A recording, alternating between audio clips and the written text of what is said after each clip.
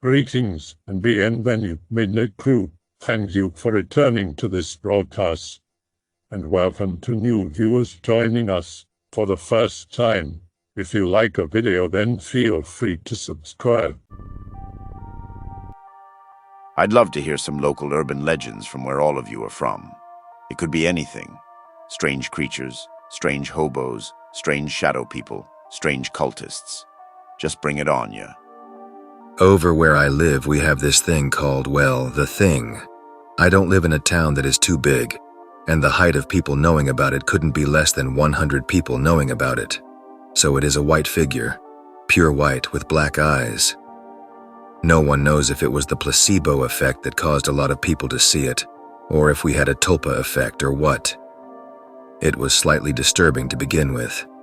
I was about a month late to the phenomenon, but I still got into it. After church, at a local church every night, a humanoid white figure would sit on top of a fence about a football field away from the church, across a long prairie-like area. Soon it began gathering crowds of people to stare at it for about 30 minutes before it would just poof. Me and about 5 other people finally had the courage to approach it. Mist rolled in very rapidly as we hustled across the field, and by the time we were there, nothing. However, once we did get to where it was, there were scorch marks all over the ground. Seeing that we had never crossed the field before, I don't know if they were there before or if they were recent. It's fairly non-scary and more eerie, really. On encounters with this thing, there were always a few incidents. Electronics would malfunction. It would seem unearthly silent. People would hear random bursts of music. A dude on a brown motorcycle would ride by after the event. We would have a nightmare that night. The motorcycle man is the scariest part, really. He would appear almost out of nowhere, and about 4 of the watchers, myself included, reported seeing him outside of our houses. Eventually, he tried to run over one member of our group who narrowly escaped. After that, he drove off into the woods. Mysteriously, there were scorch marks in those woods too. And coal. Lots of coal. Any idea on what it might have been? It stopped really abruptly. Deep inside woods? In which part of the woods did you find these marks? The outside of the woods. We only went inside of the woods about twice. Funny thing is, one member in our group who went to the church used to have a little hideout inside of the woods. We went back there once and it had girl toys scattered throughout it. He was a guy. Also had a broken swing set, but this is an unrelated story as far as I know. Actually, I take that back. We went in about 3 times. One was when we thought we could chase the guy on the motorcycle. LOL.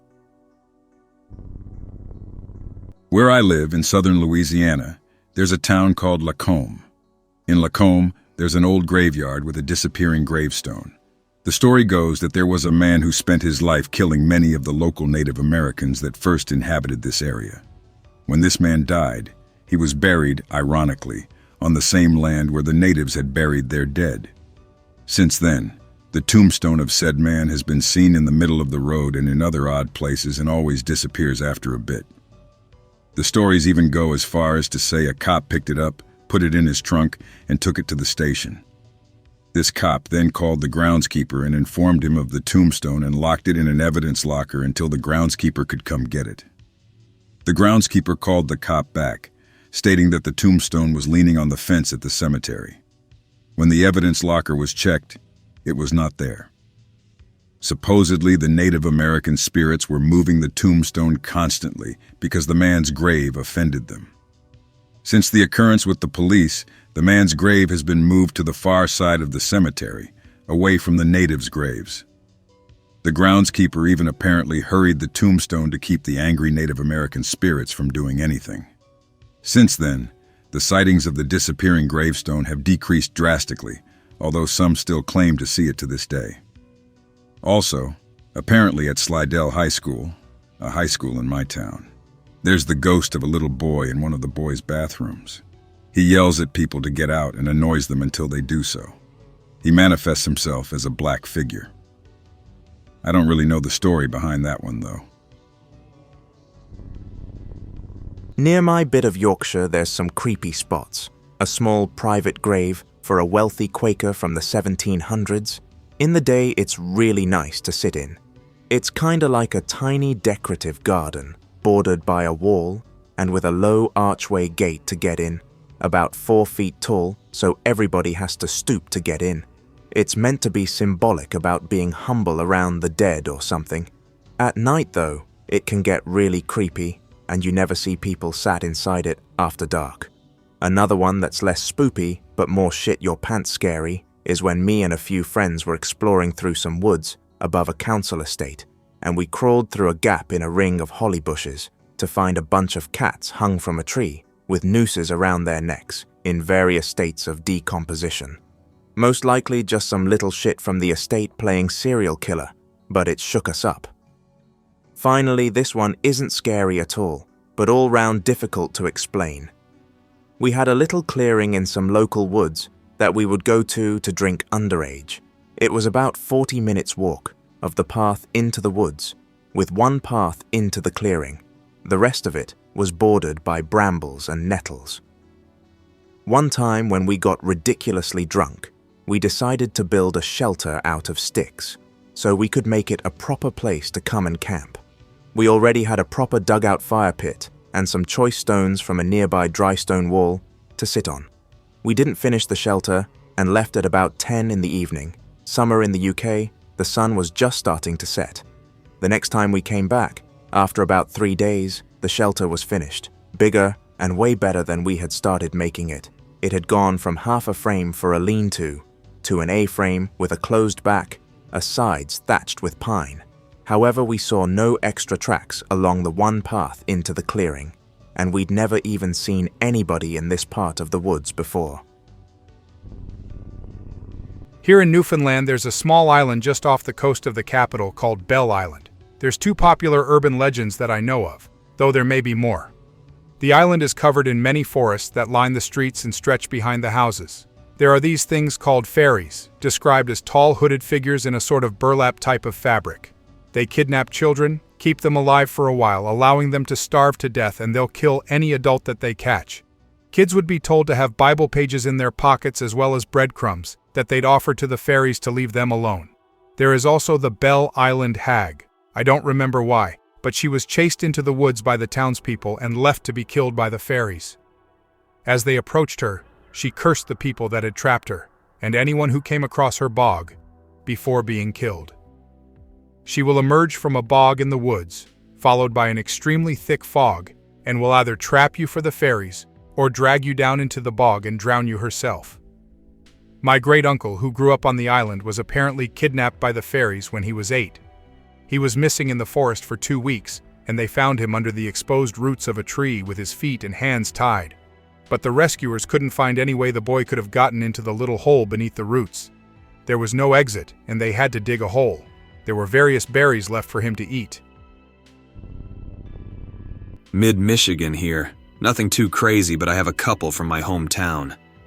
First, one of the most well-known spoops is from the town's high school auditorium. Back in the 70s, some student was driving up to the theater for opening night of whatever play they were putting on. She was part of the crew. On her way, she got in an accident and died on impact.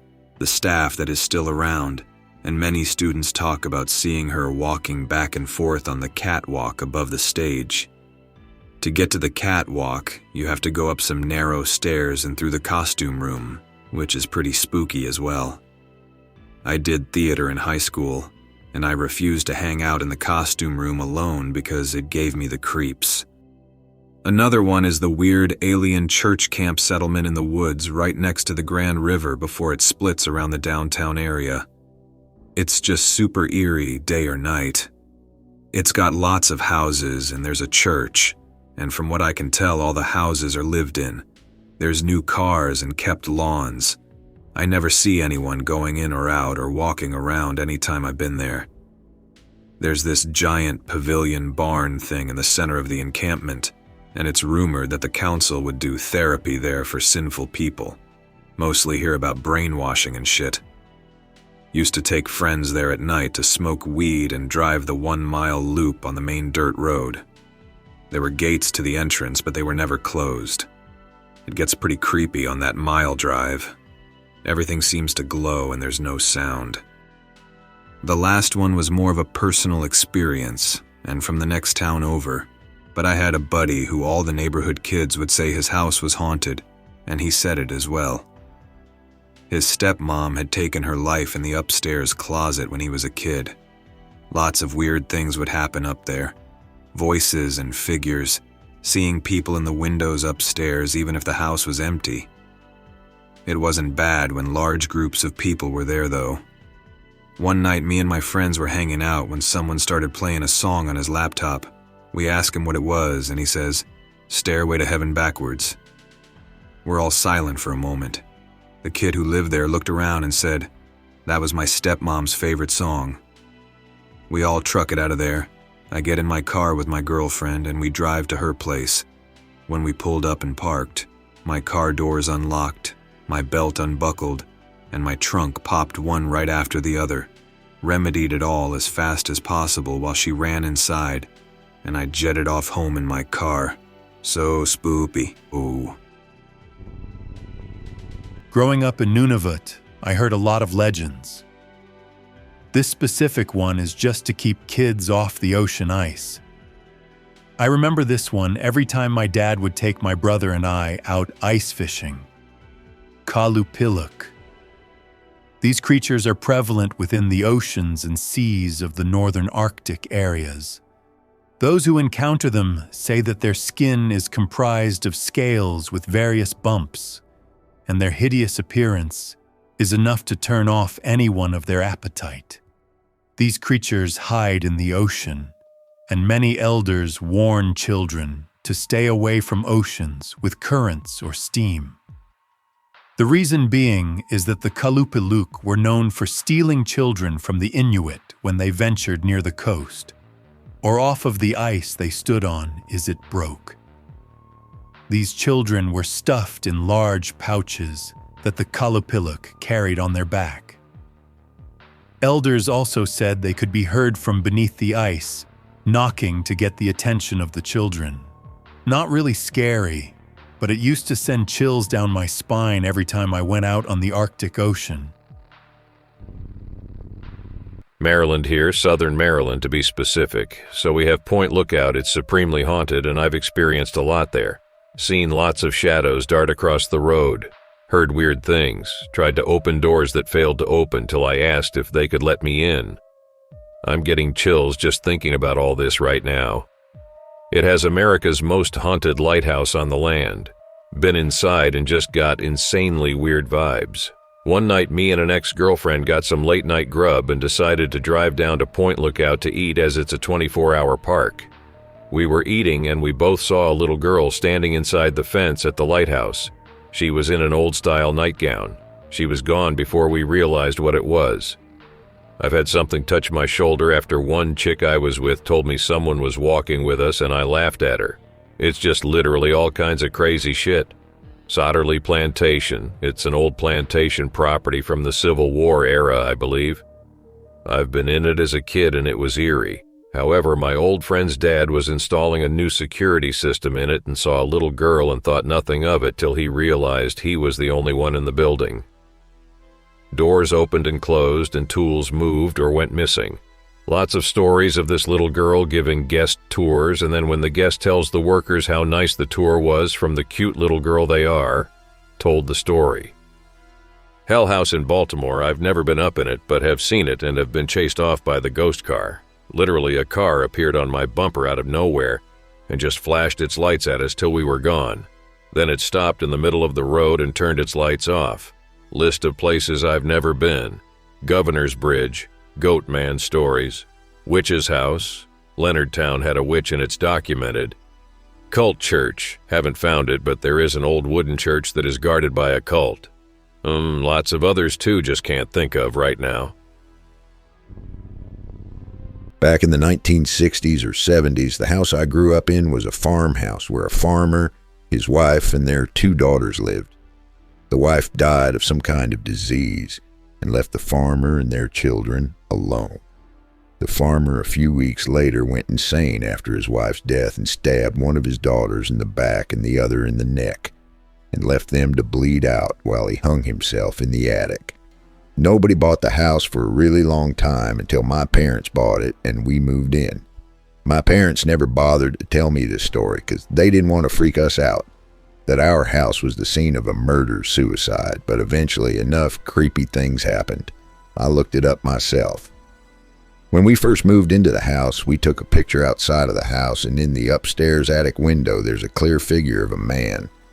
But we're 100% sure that nobody was in the house while we took that photo. Lots of other damn creepy stuff happened. I mean, none of the whole Amityville horror wall slime crap, but that house was definitely haunted. I have a couple. Evansville, Indiana, the second or third largest city in Indiana, depending on who you ask what day of the week. A shithole that used to make stuff back in World War II. Now it just makes meth and criminals. This place is so bad we didn't get a website for the city until like 3 years ago, so you probably won't find most of this stuff online. It's stuff we all kind of know. 1. The Frogmen of Pigeon Creek. Back in the 20s or 0s, a woman was walking along Pigeon Creek around where Lamasco Skate Park is now. Anyways, she claims to have seen 3.5 to 4 foot tall frog creatures walking upright along the banks before disappearing into the creek itself. 2. Eastland Mall Killer Ghost.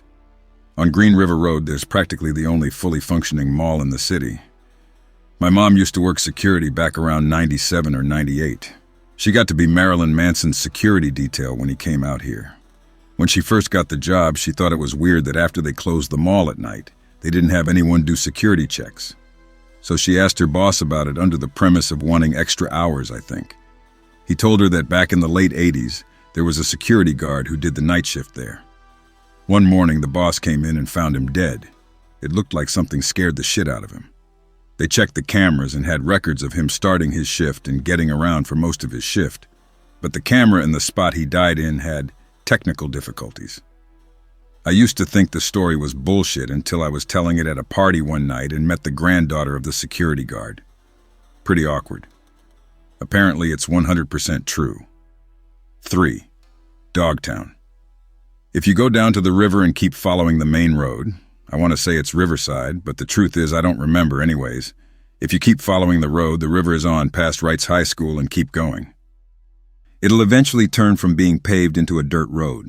Follow that road for a few miles, and eventually on your right, you'll find an old gray building that's pretty decayed looking. This is the Dogtown Schoolhouse.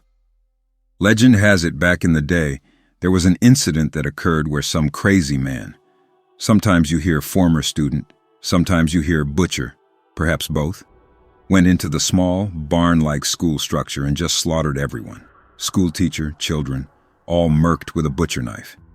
You can still hear the screams sometimes at night. I've heard it myself. It's creepy. Now, if you keep following said shitty road, there's eventually an old train bridge, probably about a mile or so past the schoolhouse. It's known as Dead Man's Bridge. There are a couple of legends about this place. I've only confirmed one so far myself. The first legend, there was a train that derailed on this bridge due to faulty construction, and all the crew on board died. Supposedly some nights, I've never heard a specific date, you can actually witness the wreck that occurred there. The second partial legend, I guess. The bridge is also known for suicides, and apparently until the 70s, there were kids who'd use that spot to end their lives. This legend goes that if you go out there and start making fun of everyone who died there, your watch will stop, confirmed, and sometime soon, you'll be found dead at the train bridge at that exact time. Yeah, no. I did this about 6 years ago. Still here. 4. The Gray Lady of Willard Library. Some say this is true. There's even a ghost cam online, yada yada. I don't believe in the ghost, as I live like 4 blocks from Willard and have never seen shit, plus Taps had investigated there and caught diddly. The legend goes along the lines of this. There was this dude named Willard, too lazy to Google his first name, who had amassed a small fortune over his life and died. He had a daughter who was a spoiled Karen. Anyways, the aforementioned spoiled Karen had assumed Daddy was going to leave the cash to her. Spoiler, he didn't. Old Willard decided to leave his money to educate the public. I can't remember if they built the library or if it was already built. but all his money went there. His daughter complained the rest of her life, all salty that Daddy didn't leave the money to her, and died a bitter old bitch. Now she haunts the library she so hated in life. 5. The Evansville Zombie. This isn't a legend as much as it is 100% fact and creepy as shit. Well, the ending is, you'll see why. So back in 2012, when all the zombie-related incidents happened, probably a month after the Miami zombie attack, we had an incident. You'll never know about it. I'm pretty sure it was a government blackout job type deal. My friend's mom works for Deaconess Hospital. It's less than a mile where I live. Anyways, she came home one night from a hard night of nursing, the occupation, not the action. And she says, "Anon, I'm glad you're here. I want to tell you about this weird thing that happened tonight." She knew of my fascination with the recent zombie-like attacks. She proceeded to tell me that a 16-year-old boy was brought into the hospital after he was found eating his pit bull. When confronted by the police, he tried attacking and biting the cops as well. She said that when they brought him in, he was still fighting and growling, biting at them. She said she had to help sedate him. Then they threw his ass in restraints and put him on the 3rd floor, the psych ward. I tried posting this same story to Facebook that night. Not 10 seconds later, it disappeared. I tried posting it a second time. Same shit. So I gave up. It's extremely weird there were no reports on the news or internet, anything. A few weeks later, I asked her about it because from where I live, I can actually see the row of windows he'd be locked in. She said that someone from a different hospital in an unmarked ambulance took him away the next morning. His condition hadn't changed. He wouldn't eat, speak, or talk, and they had to resedate him to make him safe for transport. By far, I think that's the weirdest thing to happen in this city so far, considering how hush-hush it is. She's a dependable source, by the way, one of the main higher-ups in the hospital, and she's not a joking woman, so I know she isn't lying. Well, there was a tale of these melon-headed kids somewhere around where I lived. Allegedly, back in the 30s, some old doctor adopted these kids and experimented on them and turning them into cannibals with big, melon-like craniums. They'd run round the countryside, wearing little corn husk skirts and eating small animals and anyone stupid enough to walk alone at night. They say they could run as fast as a car, although, 30s, and would wield little spears and shit. They got loose from the doctor and ate his wife, who cared for them, and began their reign of terror. In reality, the doctor was a dentist, and the mutant kids just had hydrocephalus, an illness causing the head to fill with liquid and bloat. Basically, they look like that creepy, ugly little girl that kids kept posting around Facebook, saying, "Oh my God, she's so beautiful, like and share." And some local kids threw rocks at one of the poor little mutants, and the kid got upset and tried to yell at him, which turned into, "He tried to eat me." Basically, some sick kids got taken in by a dentist people didn't care for, and thus decided to paint him as some sort of monster. That's Ohio for you. Jersey Devil. Legend has it that in 1735, a Pines resident known as Mother Leeds found herself pregnant for the 13th time. Leeds is the name of one of New Jersey's earliest settlers, and many descendants of the Leeds family can still be found throughout New Jersey to this day. Mother Leeds was not living a wealthy lifestyle by any means. Her husband was a drunkard who made few efforts to provide for his wife and 12 children. Reaching the point of absolute exasperation upon learning of her 13th child, she raised her hands to the heavens and proclaimed, "Let this one be a devil." Mother Leeds went into labor a few months later, on a tumultuously stormy night, no longer mindful of the curse she had uttered previously regarding her unborn child. Her children and husband huddled together in one room of their Leeds Point home, while local midwives gathered to deliver the baby in another.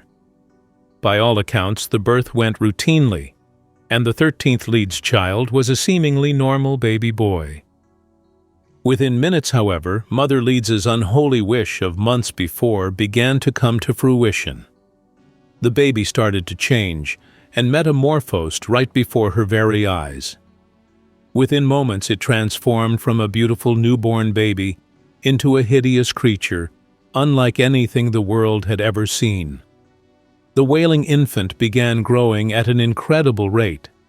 It sprouted horns from the top of its head, and talon-like claws tore through the tips of its fingers. Leathery bat-like wings unfurled from its back, and hair and feathers sprouted all over the child's body. Its eyes began glowing bright red as they grew larger in the monster's gnarled and snarling face. The creature savagely attacked its own mother, killing her, then turned its attention to the rest of the horrified onlookers who witnessed its tempestuous transformation. It flew at them, clawing and biting, voicing unearthly shrieks the entire time. It tore the midwives limb from limb, maiming some and killing others. The monster then knocked down the door to the next room, where its own father and siblings cowered in fear and attacked them all, killing as many as it could. Those who survived to tell the tale then watched in horror as the rotten beast sprinted to the chimney and flew up it, destroying it on the way and leaving a pile of rubble in its wake. The creature then made good its escape into the darkness and desolation of the Pine Barrens, where it has lived ever since. To this day, the creature, known varyingly as the Leeds Devil and the Jersey Devil, claims the pines as its own and terrorizes any who are unfortunate enough to encounter it. In 18th and 19th centuries, the Jersey Devil was spotted sporadically throughout the Pine Barrens region, frightening local residents and any of those brave enough to traverse the vast undeveloped expanses of New Jersey's southern reaches. Unearthly wails were often reported emanating from the dark forests and swampy bogs, and the slaughter of domesticated animals would invariably be attributed to the Phantom of the Pines. Over the years, the legend of the Leeds Devil grew, occasionally even overstepping the boundaries of its rural Pine Barrens haunt to terrorize local towns and cities. The most infamous of these incidents occurred during the week of January 16 through 23, 1909. Early in the week, reports started emerging from all across the Delaware Valley that strange tracks were being found in the snow. The mysterious footprints went over and under fences, through fields and backyards, and across the rooftops of houses. They were even reported in the large cities of Camden and Philadelphia. Panic immediately began to spread, and posses formed in more than one town. Fear and intrigue grew even greater when it was reported that bloodhounds refused to follow the unidentified creature's trail in Hamilton. Schools closed or suffered low attendance throughout lower New Jersey and in Philadelphia. Mills in the Pine Barrens were forced to close when workers refused to leave their homes and travel through the woods to get to their jobs. Eyewitnesses spotted the beast in Camden and in Bristol, Pennsylvania, and in both cities police fired on it but did not manage to bring it down. A few days later, it reappeared in Camden, attacking a late-night meeting of a social club and then flying away. Earlier that day, it had appeared in Haddon Heights, terrorizing a trolley car full of passengers before flying away. Witnesses claimed that it looked like a large flying kangaroo. Another trolley car full of people saw it in Burlington when it scurried across the tracks in front of their car.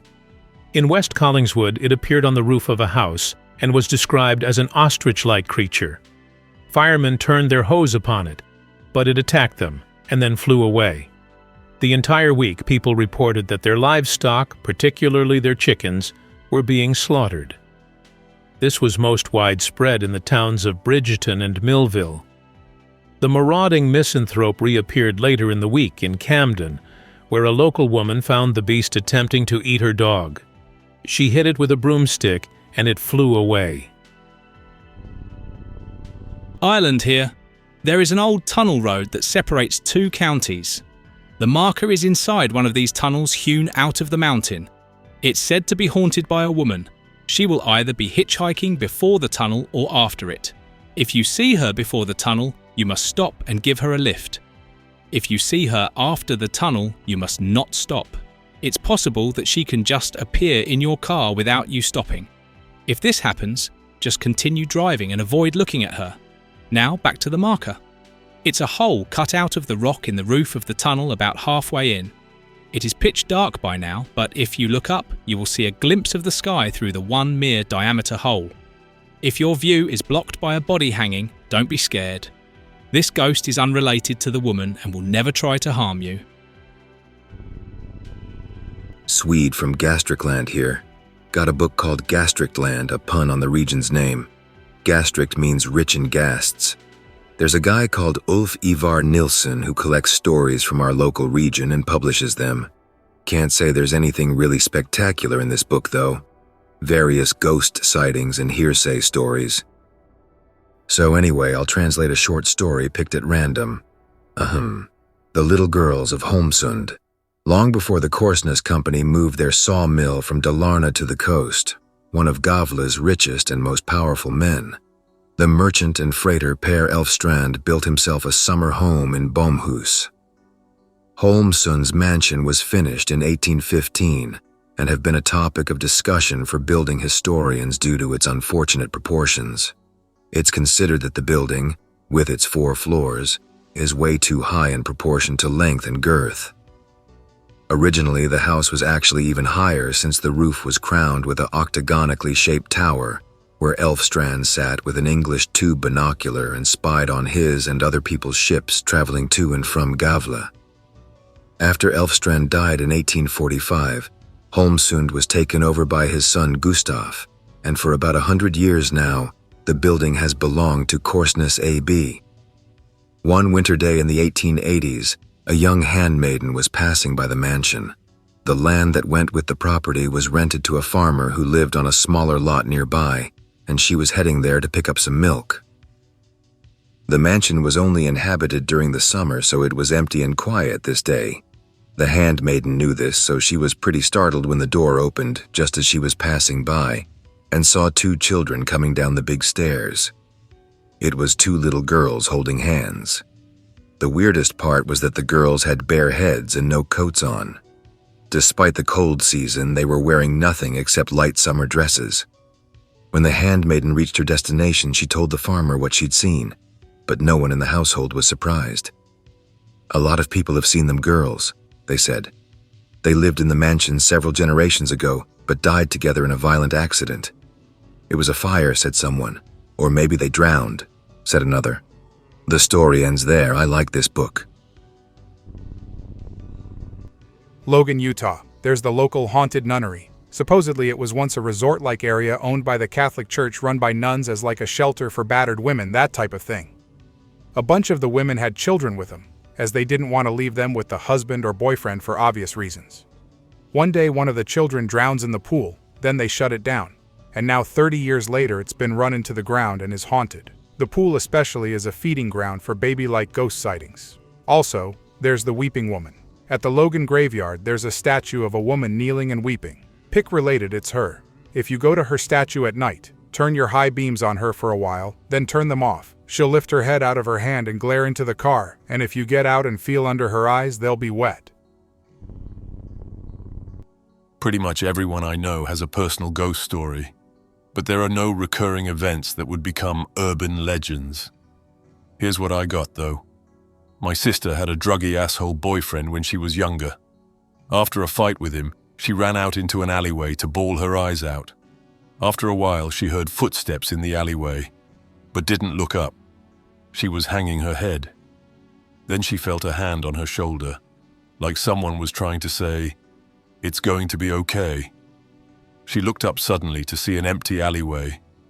Not sure what alley it was, but I don't want to ask her. Don't want to bring bad memories up. My friend's aunt has a resident ghost, I guess. My friend's mum went to visit the aunt and flipped her shit to see the cat floating a few inches off the ground. The cat's fur was waving and rippling like it was being petted. The aunt just said, "Yeah, that happens sometimes. Ignore it, lol." In one house my parents lived in before I was born, my mum was constantly creeped out, feeling like she was being watched. My sister, from the alley story, was about 3 at the time. One day my sister told my mum she was an old lady and a kitty in the hallway. After asking the neighbors, my parents found that a woman died there. My sister's friend also was kicked out of her house by a ghost or something. She refused to stay there alone without her partner because shit went flying at her and she couldn't even bring herself to move. She was so scared. She had a Maori elder bless her house. There's tons of haunted places in my hometown, but no urban legends. According to legend, Dudley Road is the location where 3 nuns were hanged for practicing witchcraft. Their convent, Daughters of St. Paul, is still up and running today, and if you dare, you can take a ride down this public road and see it for yourself. Some of the nuns attempted to run and hide in a field down the road before being found and hanged, and you can still see this field today. Allegedly, a house was built on the location where the nuns were hanged and had to be abandoned months later due to the fact that it began to sink into the ground. Legend has it that you can still see this house if you drive down the road today. However, you will have to look carefully as it has sunk into the ground up to the 2nd floor window. Tread cautiously if you do decide to visit. There have been reports of being followed and haunted by these spirits. Most of it is just bullshit, but interesting nonetheless. Theorosa's Bridge is located just outside the town of Valley Center in Kansas, United States. Over the years, it has burned down and been rebuilt. There are several versions of the tale. The first and oldest version is set in the late 19th century when settlers were traveling through the area. According to this story, a wagon train was passing through when a group of Native Americans, then called Injuns, attacked and a settler's baby, named Theorosa, was stolen. Her mother, grief-stricken and sick with worry, left the wagon train to search for her daughter. Legend has it that her apparition still roams the creek near the site of the bridge, her mournful voice still crying out, Theorosa, forever searching for her lost child, never to be seen by her again. Another version goes like this. Theorosa is a young Native American woman who has an illegitimate baby with a white settler, and to hide her shame, she throws the baby into a nearby river and drowns it. Then, overwhelmed by grief, she also hurls herself into the water.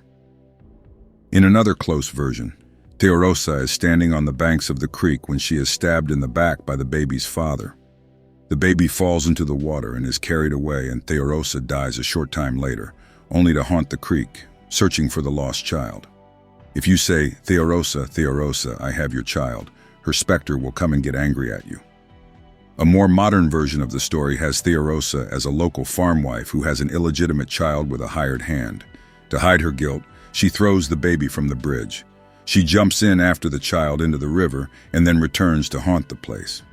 The story also maintains that those who stand on the bridge and speak aloud that they are Theorosa's child will be attacked by the specter as she rushes up from the river and tries to throw the person into the water below. Another modern version of the story goes like this. The mother and her family lived near the creek. Their next-door neighbors lived 3 miles east from them. The mother had 3 children, 2 sons and 1 daughter named Theorosa. She, her husband, and sons all had blonde hair, but her daughter had brown hair. Her husband suspects her of cheating with their neighbor and drowns Theorosa in the creek. When she asked her husband where Theorosa was, he confessed that he killed her, and the mother ended up searching day after day for her baby. While searching for her baby, her husband takes the 2 sons and abandons her. She ended up farming and living on her own until she died of natural death. But every day, she would go back to the very same spot her husband described, down the creek at the end of the bridge. To this day, she still visits the very same spot. If you recite a chant about having her child, she will try to hurt you. Yet another modern version of the story is this.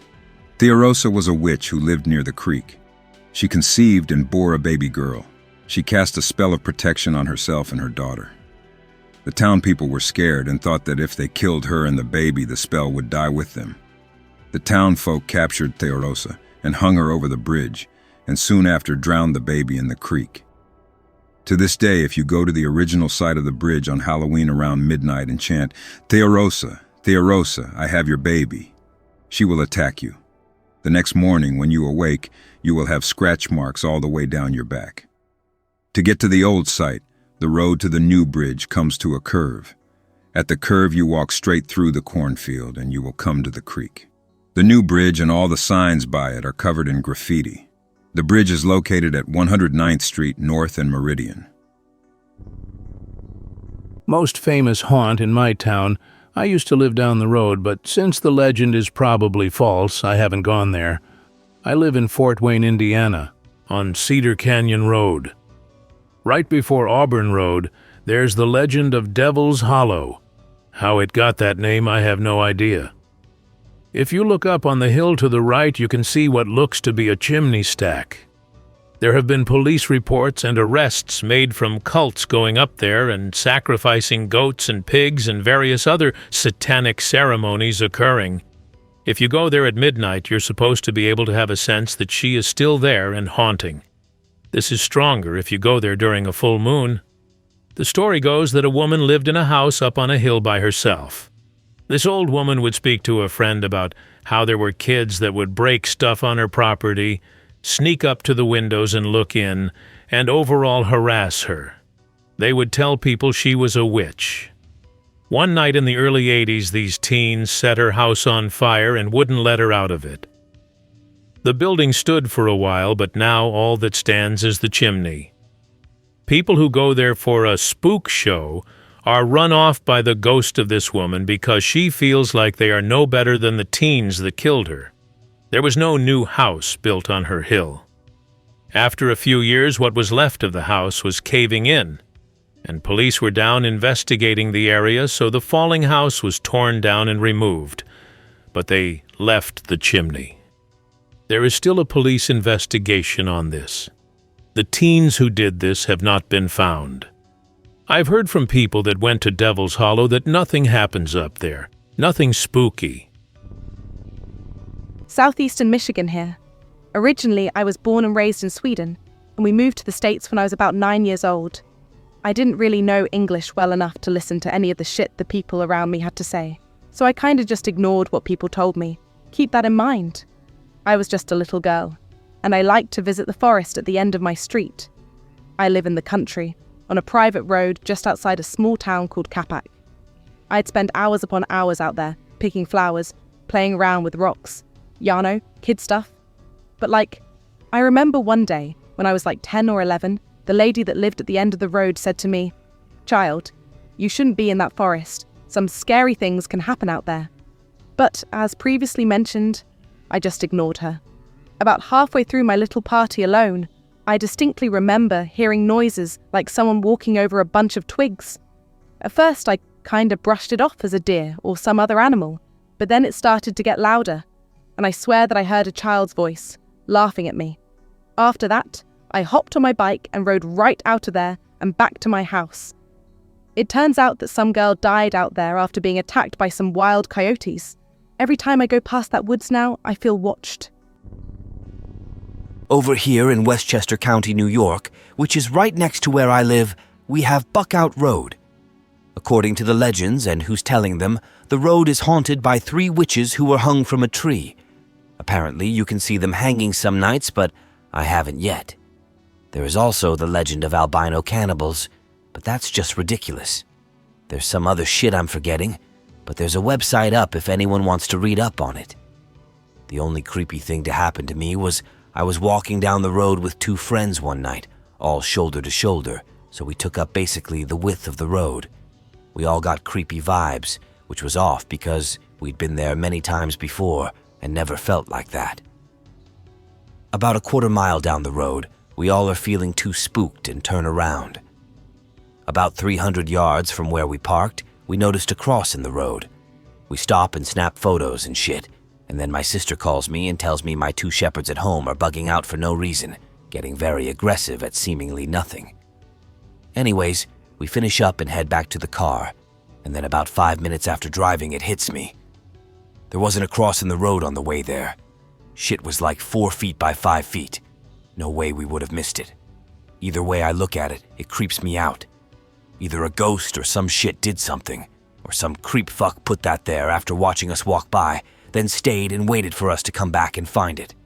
I don't know, and I don't really want to know. That's my only really creep experience there, and I've been there like 150 times. If anyone wants to go, be careful. I've had to dip into the woods before to get away from the cops. I was in the shit for like 2 hours trying to get back to the whip without being noticed. Surprisingly, nothing happened when I was in the woods focused on something else. Back in the 80s, my mom, grandma, and great-grandparents wouldn't let us explore the woods. They said there was a man that would eat little boys and girls. Well, that was 1984 and I was 7, so I believed them. 1994 rolls around and it's a week before my birthday. My cousins and I were talking about silly things we were told. My cousin Amber mentioned the man in the woods, so logically we thought, oh, our parents were scared we would get lost. I get it, it's Alabama, tons of forest in the back area, so it made sense. So we flipped a coin, heads, we stay, tails, we moved to the woods. Well, it landed on tails and we went to explore. That was at about 11 a.m. By 1 p.m. we covered a lot of ground, mostly running around the same place, but found a tiny mobile home on a hill barely in place by a tree stump that looks like it is going to fall over. I was dared to go inside, so I said, fuck it, I will. Snakes and wasps everywhere. I looked down the hallway and found a small bone. Chills went down my spine and I couldn't walk. Amber and another cousin, Chris, come in now and went down the hallway. I followed. Holy shit, that's scary. There was 2 skeletons. The first one was a grown man's skeleton in a chair. The second one was a tiny skeleton like a child, and had a huge hole in his skull. There was a rifle right beside the skeletons. We ran and never went back. Around 2002, I asked my mom about that story if it was true. She said to me this, Adam, you're a grown man, so I guess I can tell you something. We told you to not go in the woods because your uncle, who we told you died in a car accident, was alive and ran a meth lab in the woods. He was friends with a lot of cops, so he never did get caught. But I never did have a miscarriage. I told you Allie died when she was in the womb long before you were born, but she wasn't. She lived to be 4 years old and your uncle took her. We could never find them. I hope that you enjoyed tonight's broadcast. If you enjoyed tonight's story, then please subscribe to the channel, as more Greentext will appear daily. A new broadcast will appear when the clock strikes midnight Central Time.